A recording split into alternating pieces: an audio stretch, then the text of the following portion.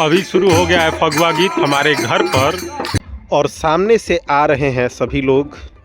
अब हमारे यहाँ होगा फगुआ गीत। अभी शाम का समय है और आप लोगों को दिखाएंगे कि गांव में कैसे होता है और कितना मज़ा आता है। शहर में तो बहुत मुश्किल है लेकिन गांव में बहुत मज़ा आता है। देखिए आप लोग, गांव के सभी बच्चे, नौजवान और बाबा लोग सब कोई आ गया। गांव के सभी लोग आ गए हमारे घर पर। अब शुरू होगा पारंपरिक फगुआ गीत। गावे वाला गावते बा, गावे वाला गावते बा। अगला साल से सीख लेम।